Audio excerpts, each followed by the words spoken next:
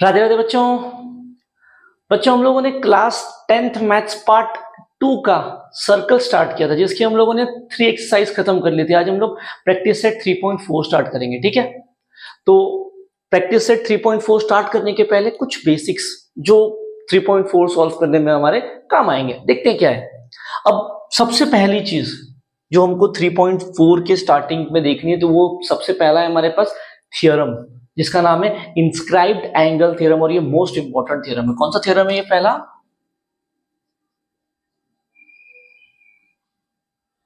Inscribed angle theorem, बहुत important है। अब क्या है ये थ्योरम, समझ के लेते हैं। सपोज कर लो मेरे पास एक सर्कल है। अब इसने क्या बोला है, नाम में देखो इंस्क्राइब्ड एंगल, एंगल की बात कर रहा है। तो क्या हो रहा है, सपोज मेरे पास एक सर्कल है और मैंने ये कोई आर्क ले ली, आर्क ए बी। ये मेरे पास कोई एक आर्क दे रखी है ए बी। अब क्या हो रहा है, ऐसे सपोज एक एंगल क्रिएट हो रहा है, जिसको मैंने बोल दिया एंगल ए डी बी। ठीक है, दिख रहा है यहां पे ये angle A D be create हो रहा है।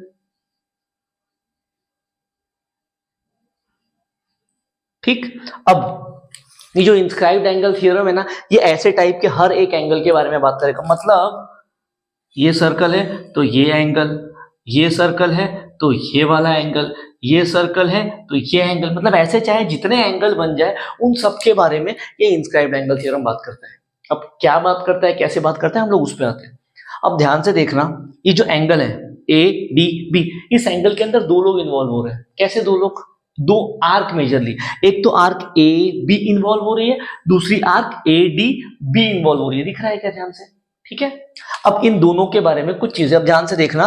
ये जो एंगल ए डी बी है, कौन सा एंगल ए डी बी, ये angle A D B arc A D B के अंदर है। देखो ध्यान से, ये जो एंगल है ये वाला, ये आर्क ए डी बी के अंदर है। तो हम लोग क्या बोलेंगे, angle A D B is inscribed in the arc A D B. ठीक है, और यही एंगल ए डी बी किस वाले आर्क के सामने है? ए बी के सामने। तो हम लोग क्या बोलेंगे, angle A D B intercepted by arc A B. ये कुछ टर्मिनोलॉजीज है। ठीक है, अब बेसिकली थ्योरम पे आते हैं। अब थ्योरम क्या बोलता है? थ्योरम ये बोलता है कि एंगल, अगर मेरे पास एक ऐसा इंस्क्राइब्ड एंगल बन रहा है तो वो क्या हो जाएगा, वो उसके इंटरसेप्टेड आर्क का आधा होगा। अब यहाँ पे इंटरसेप्टेड आर्क कौन सी है? सामने वाली आर्क। ये रहा एंगल, इसके सामने कौन सी आर्क दिख रही है आपको? A B. तो ये क्या हो जाएगा, angle A D B is half of measure arc A B. यही है इंस्क्राइब्ड एंगल थ्योरम। क्या होता है ये कि सर्कल में इस तरीके का बनने वाला एंगल क्या होगा, उसके सामने आने वाली आर्क का आधा हो जाएगा। यही है इंस्क्राइब्ड एंगल थ्योरम। ठीक है, बराबर है। अब चलते हैं हम लोग एक और कंसेप्ट पे।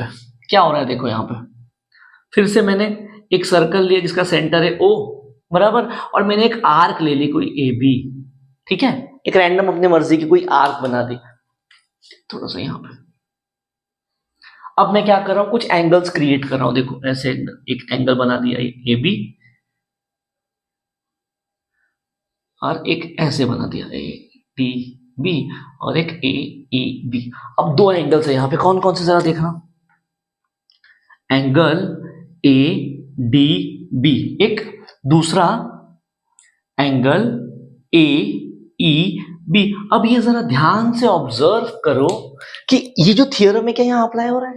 देखो जरा देखो ए डी बी, ऐसे यहाँ पे भी तो बन रहा है ना। क्या हो रहा है, ए डी बी, ये जो एंगल है ये इंटरसेप्टेड बाय आर्क क्या है, ए बी, मतलब बाय इंस्क्राइब्ड एंगल थ्योरम क्या बोल दूंगा, ये जो एंगल ए डी बी है उसके सामने वाली आर्क का आधा हो जाएगा। सामने वाली आर्क क्या है, मतलब ये हो जाएगा half of measure arc A B. कहां से उठा के लाया मैं, बाय इंस्क्राइब्ड एंगल थ्योरम, ये उठा के लाया क्या। अब जिस तरीके से मैंने ये एडीबी के बारे में लिखा है, क्या सेम तरीके से मैं एईबी के बारे में लिख सकता हूं? जरा ध्यान से देखो, लिख सकता हूं क्या? एईबी भी क्या हो जाएगा, देखो एईबी उसके सामने वाली आर्क का था, सामने वाली आर्क एईबी के भी एबी है, तो ये क्या हो जाएगा, half of measure arc AB. अब ये जो दोनों इक्वेशंस लिखी हुई हैं इनको ध्यान से ऑब्जर्व करो, तो ये दिखेगा कि दोनों की राइट हैंड साइड तो सेम है।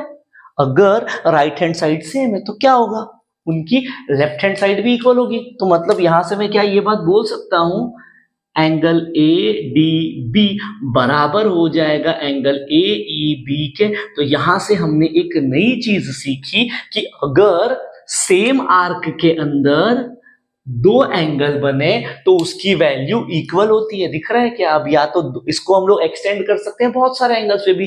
क्या कहता है वो स्टेटमेंट, क्या है उसका, अगर दो मेरे पास सपोज आर के कोई भी, उस आर के अंदर आप चाहे जितने एंगल्स बना दो, ऐसे जितने बना दो सबके सब इक्वल होंगे। ठीक है, तो ये जो कंसेप्ट हमने देखा है इसका नाम क्या है? इसका नाम है angles inscribed in same arc are equal. इसको थियरम बोलो या ऐसे स्टेटमेंट में याद रख लो कि क्या है ये, अगर मेरे पास एक ही आर्क है और उसके अंदर चाहे जितने एंगल बन जाए सबके सब इक्वल हो जाएंगे। ये उसका छोटा सा प्रूफ टाइप हमने देखा। क्लियर है ये चीज? अब चलते हैं तीसरी चीज पे। अब तीसरी चीज क्या है?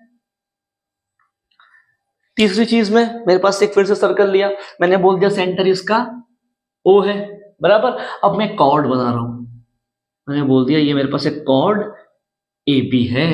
ठीक है, अब अगर मैं ध्यान से देखूं तो ये जो कॉर्ड ए बी है, ये कॉर्ड ए बी क्या करेगी? सर्कल को दो इक्वल पार्ट में तोड़ देगी। क्या मतलब? ये वाला इक्वल पार्ट, ये वाला इक्वल पार्ट, तो ये ऊपर और नीचे वाले पार्ट को हम लोग सेमी सर्कल बोल सकते हैं, बराबर। तो ये कॉर्ड की वजह से क्या हो रहा है? कॉर्ड की वजह से मेरे पास दो सेमी सर्कल्स आ रहे हैं, मतलब आधे सर्कल्स।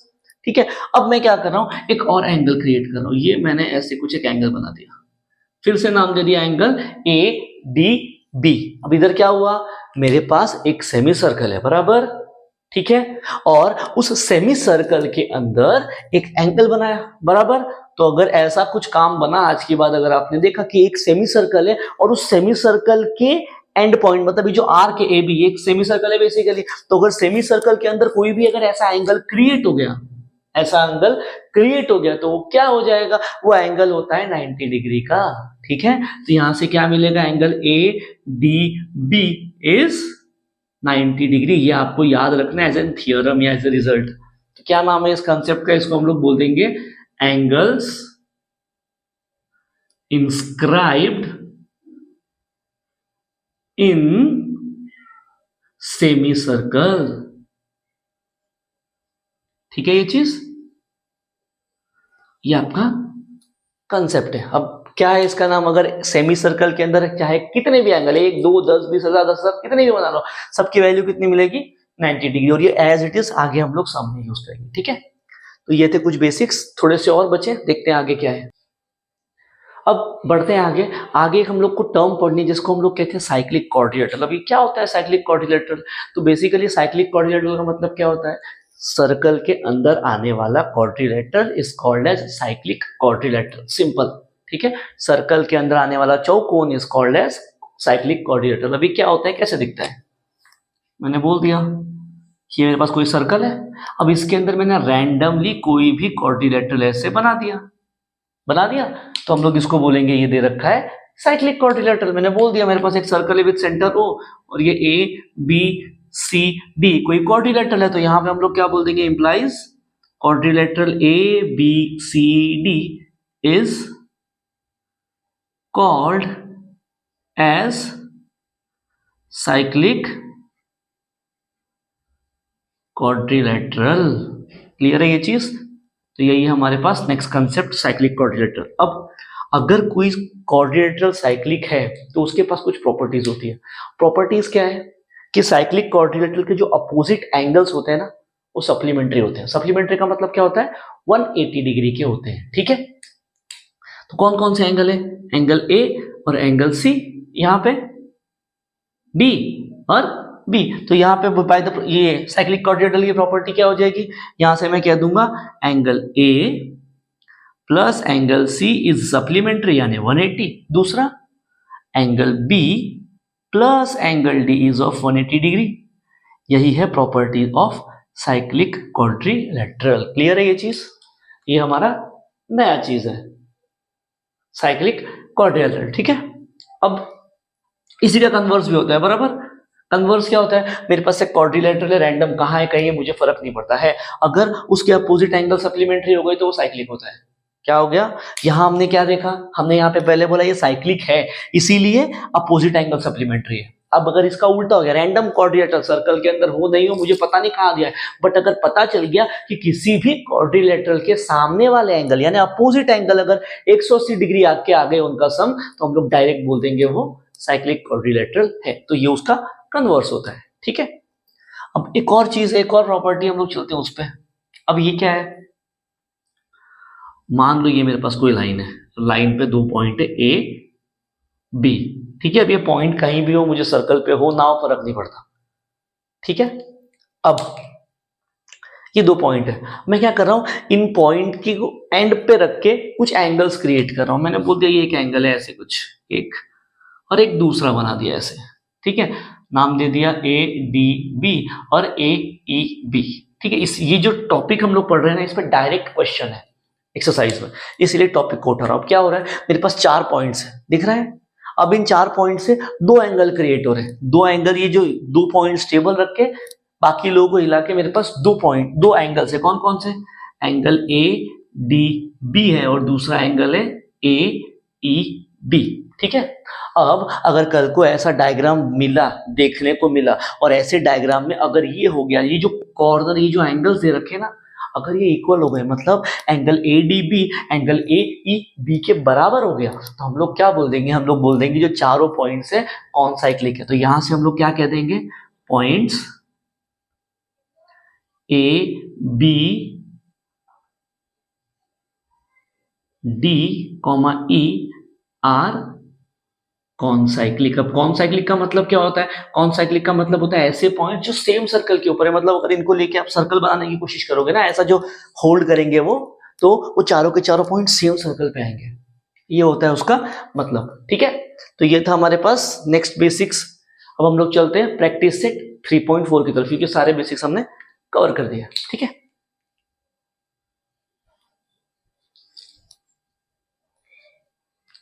देखते हैं प्रैक्टिस सेट 3.4 का फर्स्ट क्वेश्चन क्या कह रहा है। देखो फर्स्ट क्वेश्चन कुछ डायग्राम बना के दिया है, ठीक है, और इस डायग्राम में वो कह रहा है in a circle with centre O chord AB, this chord AB is equal to the radius. अभी जो chord AB है ये रेडियस के बराबर है। फिर कह रहा है अगर ये है तो फाइंड कर दो एंगल AOB, एंगल ACB, फिर आर्क AB और आर्क ACB, इन सबकी वैल्यूज फाइंड करने के लिए वो कह रहा है। ठीक है, अब पहली चीज सॉल्यूशन अगर आप ध्यान से ऑब्जर्व करोगे तो इसमें एक बात समझना, मुझे क्या कह रहा है, कॉर्ड AB, जो कॉर्ड AB है वो रेडियस के बराबर है। ठीक है, तो सर्कल के अंदर क्या है, कैसा डायग्राम क्रिएट होता हुआ आपको दिख रहा है। मैं बस एक चुनिंदा डायग्राम उठा रहा हूं, ये सर्कल, ये रही मेरी कॉर्ड AB, ये रहा सेंटर, ये ऐसे और ये ऐसे। ठीक है, अब मुझे क्या कह रहा है वो, ये जो चीज है ये रेडियस के बराबर है। ठीक है, अब ध्यान से देखो ये OA और OB को, क्या ये दोनों भी रेडियस नहीं है, दिख रहा है। तो ये जो ट्रायंगल बन रहा है, ये ट्रायंगल OAB, क्या बोल दूं, इक्विलैटरल ट्रायंगल है। तो यहां से क्या कह रहा हूं, पहली चीज एज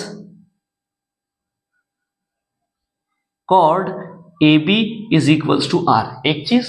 दूसरा मेरे पास क्या है, OA is equals to OB, ये भी तो रेडियस है, बराबर।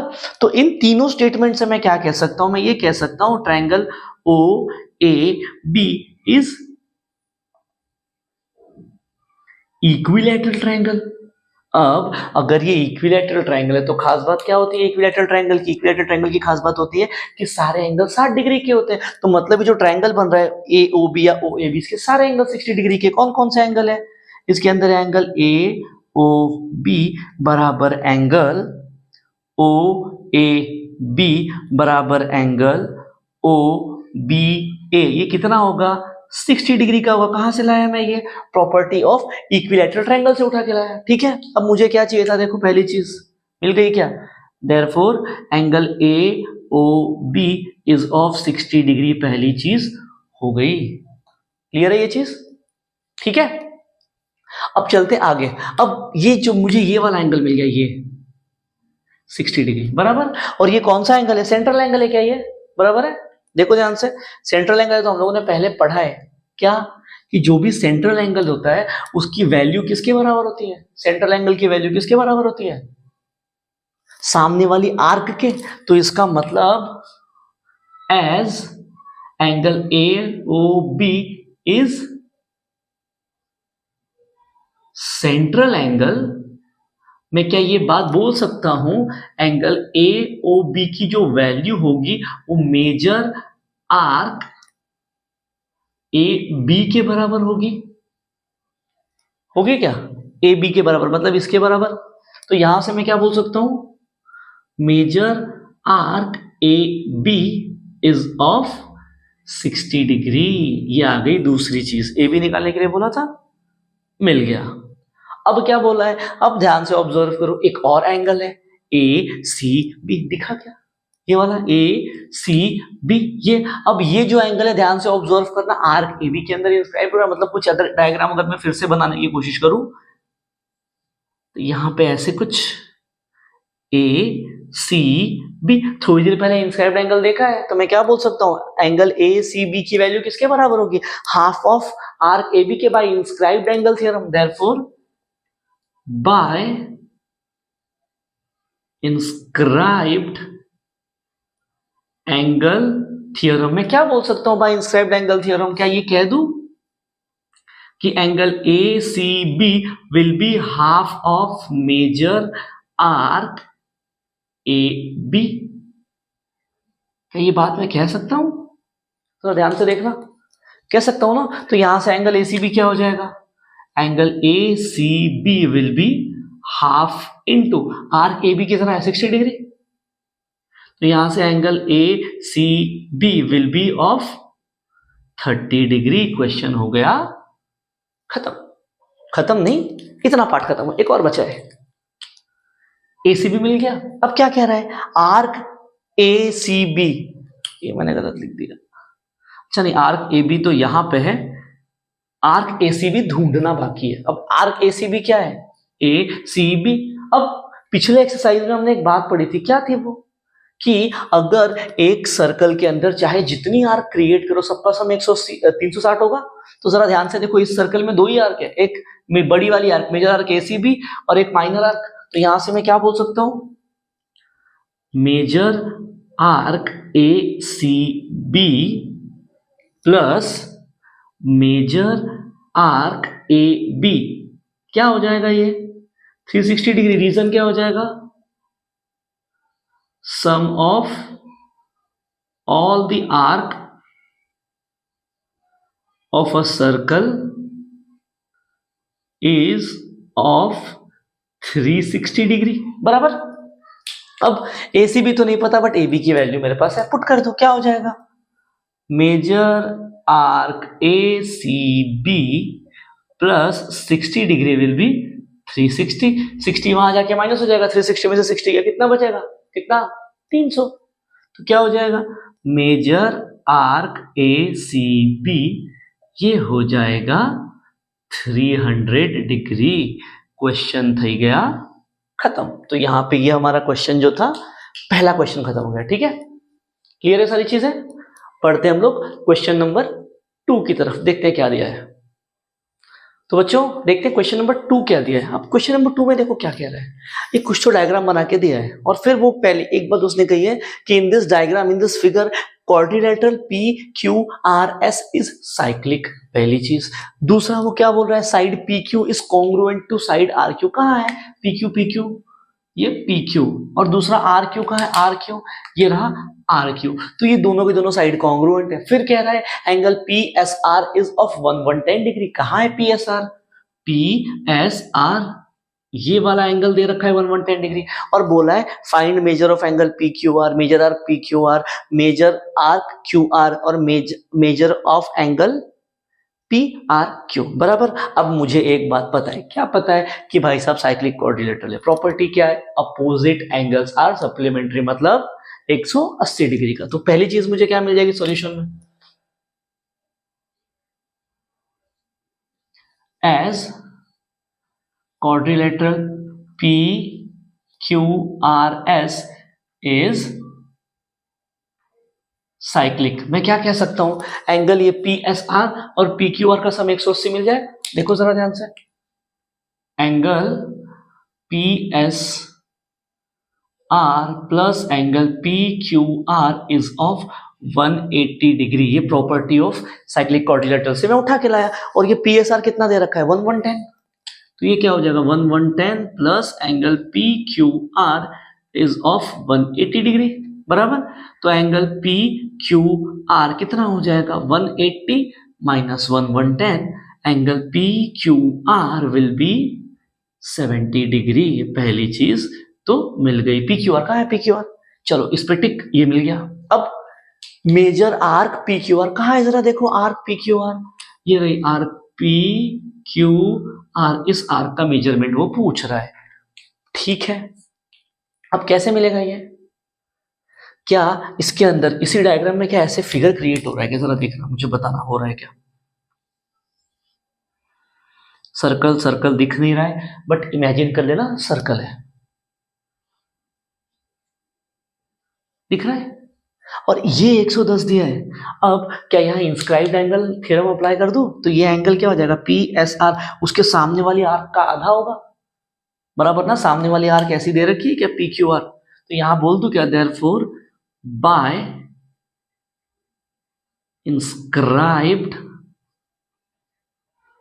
एंगल थ्योरम, क्या मैं ये कह दूं, angle P S are will be half of measure arc P Q are बराबर है।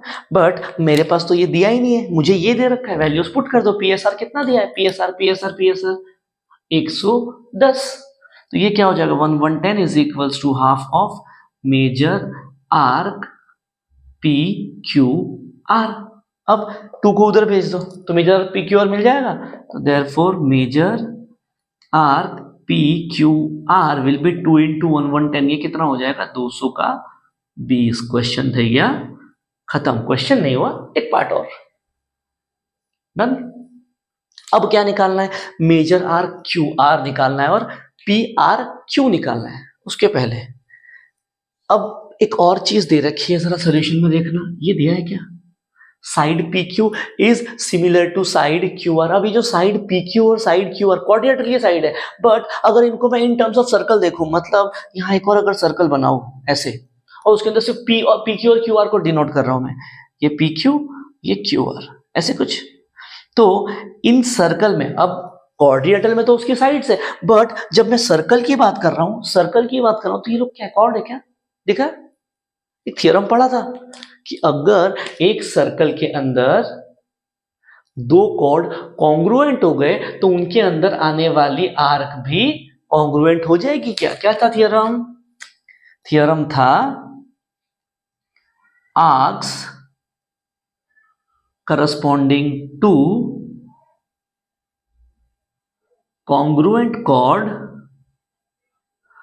are congruent। ये हमने एक चीज पढ़ी थी पिछले वाले एक्सरसाइज में। तो अगर PQ कॉर्ड PQ और कॉर्ड QR कॉन्ग्रुएंट है तो उनके अंदर आने वाली आर्क भी कॉन्ग्रुएंट। कौन है भाई साहब आर्क, तो यहां से बोल दूं arc PQ is congruent to arc QR। अब अगर ये 2 आर्क कॉन्ग्रुएंट है, इसका मतलब इनकी मेजरमेंट्स इक्वल होंगे। अब कैसे यूज करना है उस पे आते हैं। मैंने एक चीज ढूंढी अभी, मेजर आर्क PQR ढूंढा है क्या, तो ये PQR क्या ये 2 लोग से बन रहा है क्या, देखो PQ प्लस QR, तो ऐसे लिख सकता हूं मेजर आर्क PQR को मैं लिख सकता हूं measure arc PQ plus major arc QR बराबर। अब नीचे से मैं ये बोल दूं दोनों तो कॉन्ग्रुएंट है, तो PQ को QR बना दो, क्या हो जाएगा यहां पे major arc QR plus major arc QR।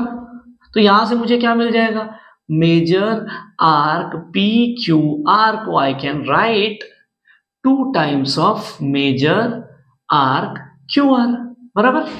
तो यहां से मेजर आर्क QR की वैल्यू क्या हो गई, हाफ ऑफ PQR। क्या मिल जाएगा, इसकी वैल्यू पुट कर दो, PQR कितना है 220, तो ये 220, 2 मल्टीप्लीकेशन में यहां भेज दो, डिवीजन में आ जाएगा मेजर आर्क क्यू आर। तो यहां से मुझे क्या मिल गया, यहां से मुझे मेजर आर्क क्यू आर की वैल्यू मिल गई 110 डिग्री। चलो भाई साहब तीसरी चीज भी आ गई। ठीक, अब क्या चाहिए, पी आर क्यू चाहिए। अब ये पी आर क्यू कहाँ है, देखो P R Q, P R Q इसके अंदर है। ठीक है, अब एक बात, अगर मेरे पास क्यू आर 1110 है तो ये भी 1110 है, पी क्यू भी 1110 है, बराबर।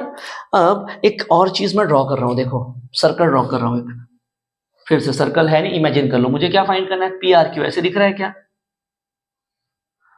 P R Q. अब ध्यान से ऑब्जर्व करो, ये जो पी आर क्यू है फिर से इंटरसेप्ट हो रहा है कि आर पी क्यू से, तो यहां फिर इंस्क्राइब्ड एंगल थ्योरम अप्लाई कर सकता हूं। क्या हो जाएगा यहां पे, देयरफॉर बाय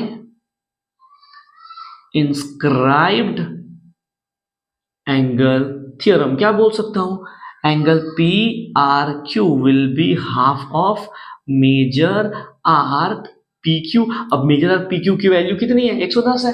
क्या हो जाएगा ये, एंगल पी आर क्यू हो जाएगा half of 110, it will be 55 degree. चौथा पार्ट भी मिल गया। तो यहां पे हो गया हमारा क्वेश्चन खत्म। देखते हैं थर्ड क्वेश्चन क्या दे रखा है, देखते हैं क्वेश्चन नंबर 3 क्या है। क्वेश्चन नंबर 3 में क्या कह रहा है, कह रहा है quadrilateral M R P N is cyclic. एक साइक्लिक क्वाड्रिलेटरल दिया है मेरे पास, फिर कह रहा है angle are is 5x minus 13 degree, angle N की वैल्यू दे रखी है और बोल रहा है फाइंड करो एंगल आर और एन। अगर मैंने बोला मेरे पास M R P N cyclic है तो कैसा दिखेगा, मैंने बोल दिया ये एम आर पी एन एक साइक्लिक क्वाड्रिलेटरल दिया है, तो इसकी खास बात क्या होगी, अपोजिट एंगल्स का सम 180 होगा। मतलब जिनकी वैल्यूज दे रखी आर और एन, देखो अपोजिट है क्या, मतलब क्या होगा, by the property of cyclic quadrilateral में ये कह सकता हूं कि जो इनका जो सम होगा वो सप्लीमेंट्री होगा, यानी 180 डिग्री का होगा। तो यहां पे क्या बोल सकता हूं मैं,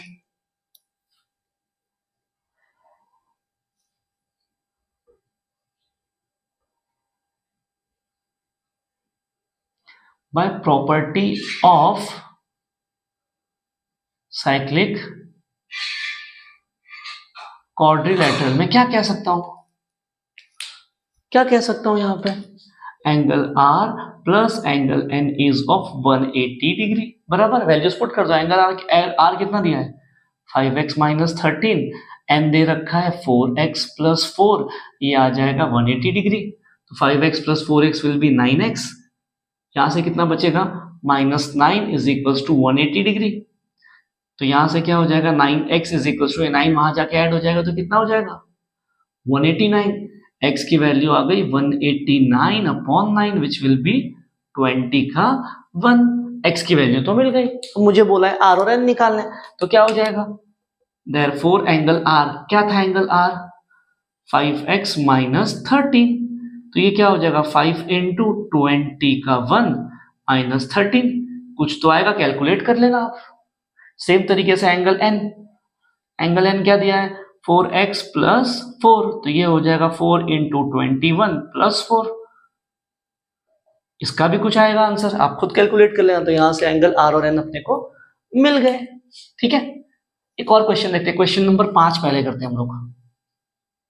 अब क्वेश्चन नंबर 5 में कह रहा है prove that any rectangle is a cyclic quadrilateral. क्या बोला है, प्रूव, क्या करना है हमको, to prove that any rectangle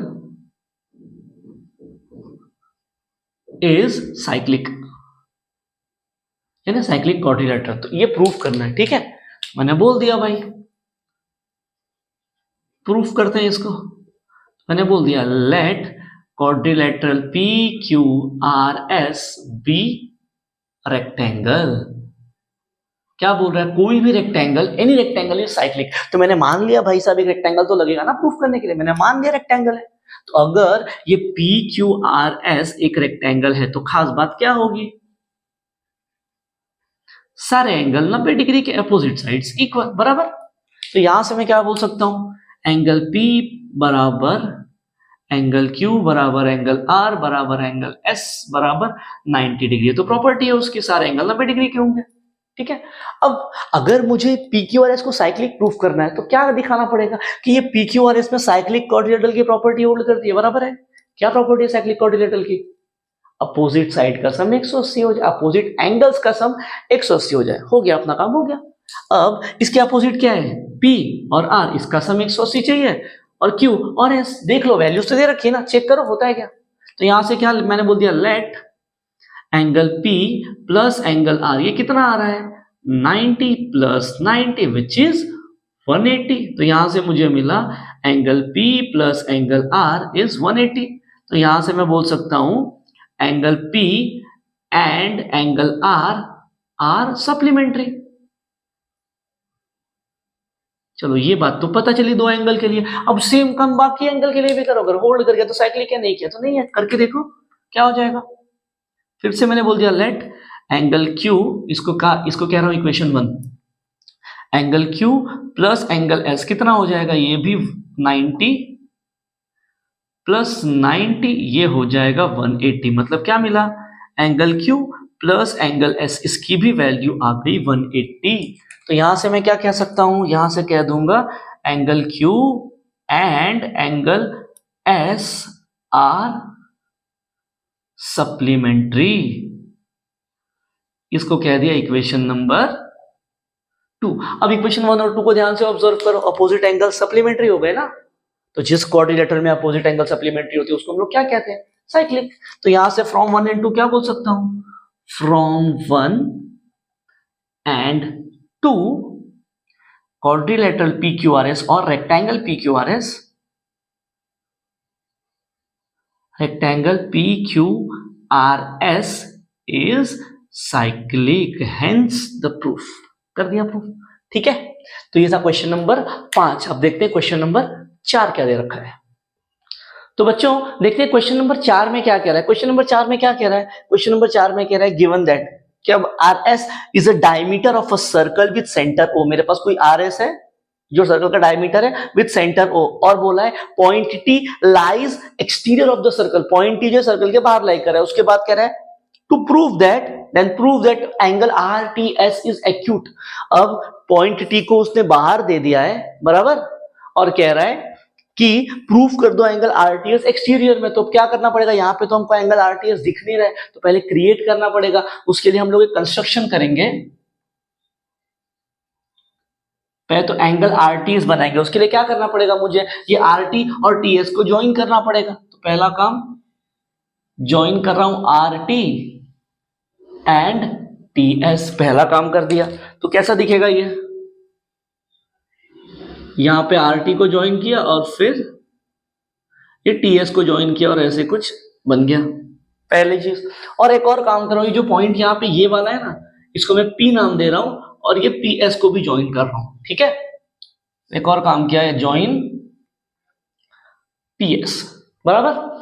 इतना काम हमने कर दिया। अब देखते हैं सोल्यूशन क्या है इसका।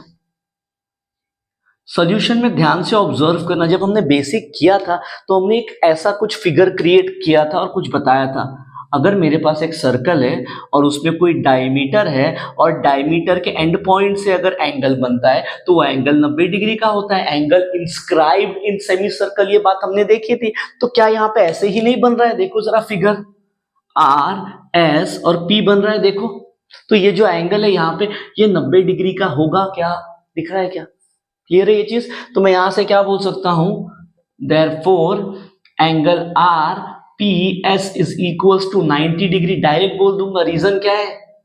Angle in semi circle. चलो भाई साहब, पहली चीज तो हमको मिल गई कि मैंने ये एंगल को, एंगल RPS को बता दिया कि ये 90 डिग्री का है, बराबर। अब क्या एक साइड में ट्रायंगल दिख रहा है क्या? यहाँ पे ये वाला ट्रायंगल TPS या ट्रायंगल SPT दिख रहा है क्या? ठीक है। अब ये ट्रायंगल कैसा है? ये ट्रायंगल अगर बनाने की कोशिश करेंगे तो कुछ ऐसा दिख रहा है। यहाँ पे P है, यहाँ पे T है, यहाँ पे S है और ये 90 डिग्री का होगा, बराबर। तो अब इसके अंदर मैं क्या कर रहा हूं? इसके अंदर हमको एक बात पता है कि एक ट्रायंगल के अंदर तीनों एंगल का सम 180 होता है। मैं वो प्रॉपर्टी अप्लाई कर रहा हूं, देखते हैं क्या मिलता है।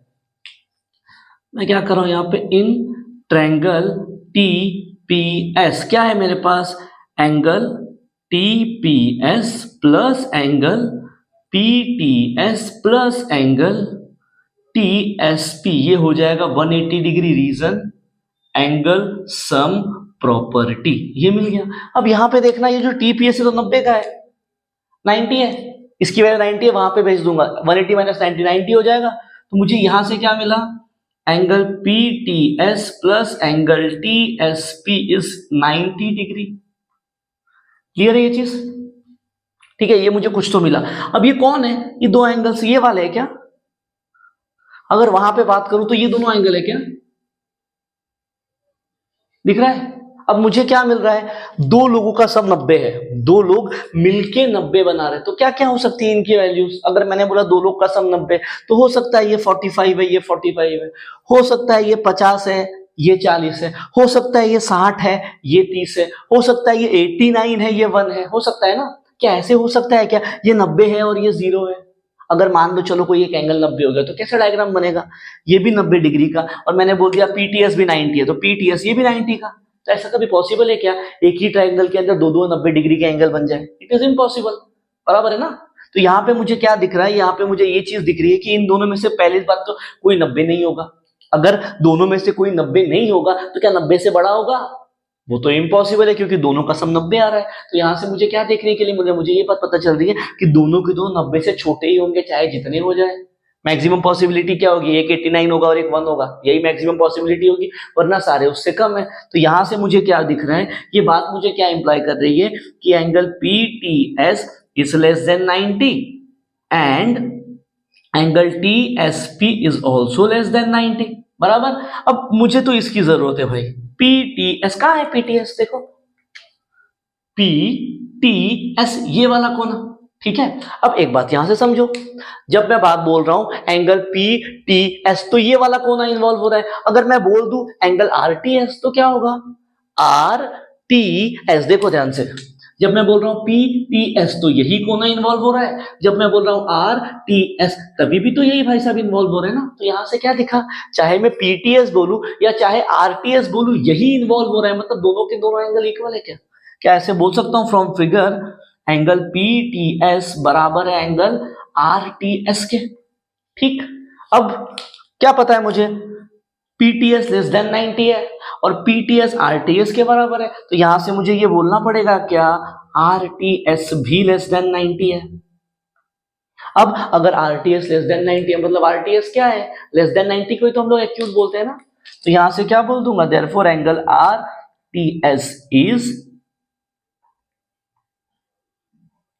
एक्यूट। क्वेश्चन खत्म हो गया, यही शो करना था ना हमको, कर दिया शो। क्लियर है?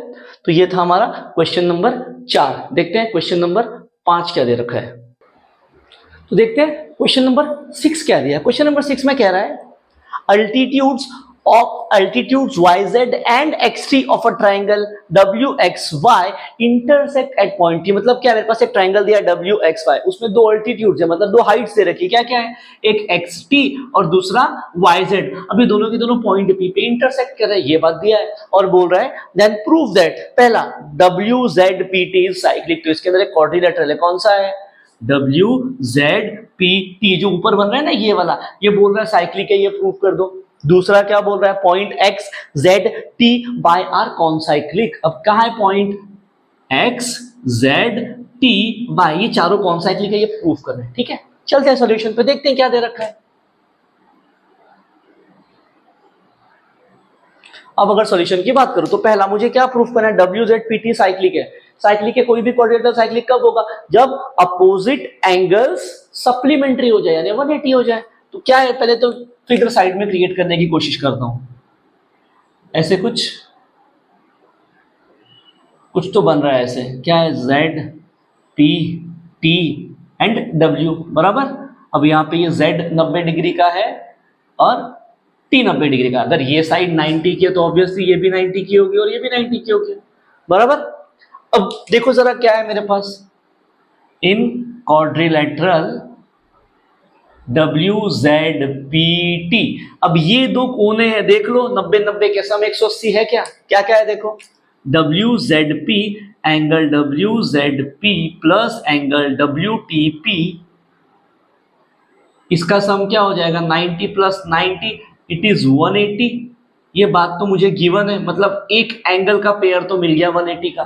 ठीक है, अब दूसरा फाइंड करना है। ठीक है, अब फाइंड करने के पहले एक बात हमको पता है क्या, कि अगर कोई क्वाड्रिलेटरल है, कोई चौकोन है, तो उसमें क्या होता है, सारे एंगल्स का सम 360 डिग्री होता है। सेम प्रॉपर्टी को अप्लाई करो, देखो क्या मिलता है। तो इन WZPT क्या हो जाएगा, सारे एंगल का sum will be 360 degree, angle sum property. तो यहां पे भी क्या हो जाएगा, ये वाला एंगल क्या हो जाएगा, एंगल ZWT प्लस ये वाला एंगल क्या है, एंगल WZP प्लस ये वाला एंगल क्या हो जाएगा, एंगल ZPT प्लस एंगल ये वाला क्या है, PTW या WTP विल बी 360 डिग्री। कहां से लाया मैं, ASP एंगल सम प्रॉपर्टी से उठा के लाया, बराबर। अब मेरे पास क्या क्या है इसके अंदर, देखो ये WZP और WTP, ये दोनों की वैल्यू 90 है, पुट कर दो, क्या हो जाएगा, ZWT plus 90 plus angle ZPT plus 90 is 360। 90 plus 90 180, वहां भेज दो, क्या हो जाएगा, ZWT प्लस एंगल ZPT क्या हो जाएगा, 360 माइनस 180, आंसर इज 180। दिख रहा है क्या, दोनों पेयर ऑफ अपोजिट एंगल का सम इज 180। तो हम लोग क्या बोल देंगे यहां से, देयरफॉर इसको मैंने पहले तो बोल दिया इक्वेशन 2, इसको कह दिया 1, तो from 1 and 2 quadrilateral WZPT is cyclic. पहला वाला हमने कर दिया प्रूफ। चलते हैं दूसरे वाले की तरफ, देखते हैं दूसरे वाले में क्या कह रहा है। दूसरे वाले में कह रहा है पॉइंट XZT कौन साइक्लिक है, बराबर। अब इसके लिए डायरेक्ट थ्योरम जो हम लोगों ने बेसिक्स में मैंने करवाया था, क्या करवाया था, एक फिगर क्रिएट कर रहा हूं, देखो डायग्राम से ही निकाल रहा हूं एक फिगर, क्या ऐसे आपको दिख रहा है,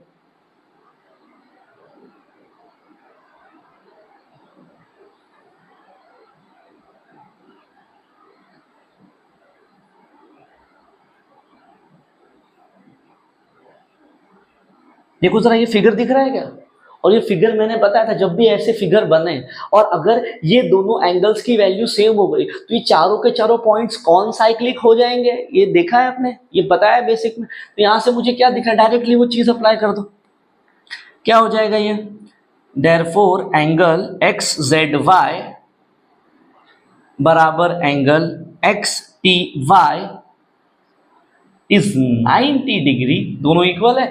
देयरफॉर सीधा हम लोग बोल देंगे पॉइंट्स XZTY आर कॉनसाइक्लिक। डायरेक्ट हम लोग यहां से क्या देंगे, ठीक है यहां तक। अब इसके आगे रीजन लिखना पड़ेगा, तो रीजन के लिए आपको टेक्स्ट बुक खोलनी पड़ेगी। टेक्स्ट बुक खोल के ये जो चीज दे रखी है, ये एक्सरसाइज के पहले वाले पेज पे थ्योरम है, उसका लंबा सा स्टेटमेंट दिया होगा, वो आपको स्टेटमेंट लिखना पड़ेगा एज अ रीजन, ठीक है। वो तो मैंने एक्सप्लेन कर दिया था स्टेटमेंट क्या था, बट इसके आंसर में आपको स्टेटमेंट ऐड करना पड़ेगा, ठीक है, तो वो आप खुद करना। तो ये था हमारा क्वेश्चन नंबर 6। बढ़ते हैं क्वेश्चन नंबर 7 पे, देखते हैं क्या दे रखा है। अब बच्चों क्वेश्चन नंबर 7 और क्वेश्चन नंबर 8 पढ़ने के पहले हमको कुछ बेसिक चीजें देखनी है जो डायरेक्ट क्वेश्चन में हमको हेल्प करेगी। अब क्या है, पहली चीज, अगर ऐसा कभी फिगर आपको बना हुआ दिखा, ये फिगर ध्यान से देख लो, सर्कल है, सर्कल के बाहर एंगल क्रिएट हो रहा है, ऐसे देखो, एक सीकेंड जा रही है, ये दूसरी सीकेंड जा रही है, और सीकेंड एक दूसरे को बाहर इंटरसेक्ट करे, मतलब क्या हो रहा है, दो सीकेंड के इंटरसेक्शन से एक एंगल क्रिएट हो रहा है। अगर ऐसा हुआ तो वो एंगल की वैल्यू निकालने का डायरेक्ट फॉर्मूला हमारे पास है। क्या बोल रहा हूँ, समझ में आया। अगर दो सीकेंड ने सर्कल को इंटरसेक्ट किया, सीकेंड ऑब्वियसली सर्कल को 2 पॉइंट पे कट करके जाती है, तो बाहर इंटरसेक्ट करेंगे। अगर ये हो रहा है, ऐसे फिगर क्रिएट हो रहा है, तो ये एंगल निकालने का डायरेक्ट फॉर्मूला है हमारे पास। क्या है, देख रहा हूं, डायरेक्ट फॉर्मूला लिख रहा हूं मैं, वो या प्रॉपर्टी बोल दो उसको, एंगल AOQ, यही एंगल है, तो therefore angle AOQ is equal to, क्या है formula, formula is half of. अब जरा इधर देखना, जो एंगल क्रिएट हो रहा है, ये एंगल सर्कल में 2 आर्क क्रिएट कर रहा है, दिख रही है क्या, ये वाली एक और ये वाली एक, उसमें से ये बड़ी वाली आर्क है, छोटी वाली आर्क है, बराबर।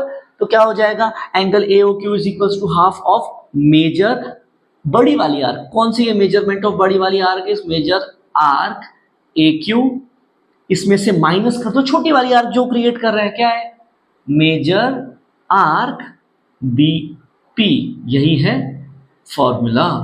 इस एंगल को क्रिएट करने का। इसी फॉर्मूला पे डायरेक्ट क्वेश्चन है, क्वेश्चन नंबर 7 और 8। ठीक है, अब इधर भी वही काम। यहाँ क्या हो रहा है, सर्कल में दो कॉर्ड एक दूसरे को अंदर पॉइंट ओ पे कट करे। पॉइंट ओ सेंटर नहीं है, ठीक है, सेंटर नहीं है पॉइंट ओ, पहली बात तो कट करे। तो यहाँ पे भी देखो ये एंगल क्रिएट हो रहा है और दोनों के दोनों अपोजिट एंगल है, मतलब वैल्यू तो सेम होगी। कोई एक निकाले दूसरा अपने आप सेम हो जाएगा। तो वो कैसे आएगा ये देखना। अब मैंने सपोज किया मुझे ये एंगल ए ओ पी फाइंड करना है, एंगल ए ओ पी, ये वाला एंगल फाइंड करना है। इसके लिए भी वही फॉर्मूला, हाफ ऑफ। अब ये जो एंगल ए ओ पी है, दो आर्क बन रही है देखो इससे। अगर ये ए ओ पी इस वाले कोने के सामने देखूं तो एक आर्क है, और इसी कोने के पीछे देखूं तो एक और आर्क है। दिख रही है क्या? जो एंगल फाइंड करना है उसके आगे पीछे की आर्क देख लो, उनका सम कर दो, आंसर आ गया। तो ये क्या हो जाएगा, हाफ ऑफ मेजरमेंट ऑफ सामने वाली आर्क। कौन है सामने वाली arc? AP, plus measurement of पीछे वाली आर्क कौन है? It is QB. इनको ऐड करो और 2 से डिवाइड कर दो, ये आ गया फॉर्मूला। जब ऐसा कुछ फिगर क्रिएट होगा तब। ठीक है, तो ये हमारे 2 बेसिक कंसेप्ट्स है, इन्हीं पे डायरेक्ट बेस्ड है आगे वाले दोनों क्वेश्चन। ठीक है, तो अब देखते हैं क्वेश्चन नंबर 7 और क्वेश्चन नंबर 8 क्या है। देखते हैं क्वेश्चन नंबर 7 और क्वेश्चन नंबर 8 क्या दिया है। अब क्वेश्चन नंबर 7 में क्या कह रहा है, सेम जो भी थोड़ी देर पहले देखा वो फिगर बना के दिया है। ठीक है, अब इसमें क्या क्या दिया है देखो। पहले कह रहा है major arc N S is 125, N S का ये देखो बड़ी वाली आर्क। फिर बोला है major arc E F is 37, कौन सी वाली है? ये वाली है। और बोला है एंगल एन एम एस निकालो, कौन सा? एन एम एस, ये एंगल फाइंड करने की बात कर रहा है। तो अभी अभी हम लोगों ने प्रॉपर्टी देखी, क्या हो जाएगा वहां से हम लोग क्या बोल देंगे, therefore angle N M S will be what, half of measure arc, बड़ी वाली आर्क कौन सी है? N S, minus major arc छोटी वाली कौन सी है? E F. ठीक है, वैल्यूज पुट कर दो।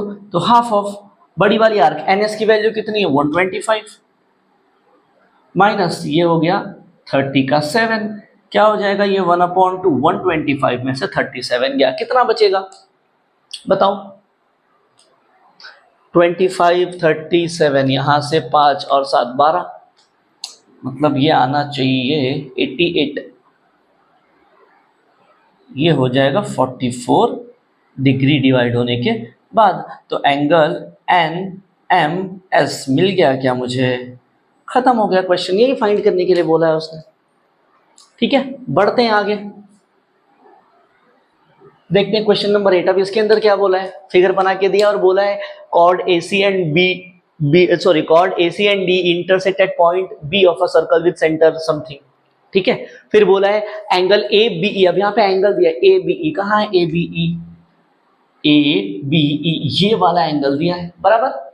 अब उसके बाद आर्क की वैल्यू दे रखी है AE, मतलब उसके सामने वाली आर्क दिया है और पीछे वाली आर्क पूछा है, ये फाइंड करने के लिए कहा है। तो क्या था अपनी property, therefore angle ABE will be what, half of दोनों आर्क का sum, major arc AE plus major arc कौन सा है? DC बराबर। तो ये क्या हो जाएगा, half of measure arc AE कितना दिया है मेरे पास? 90 का 5 प्लस BC फाइंड करना है,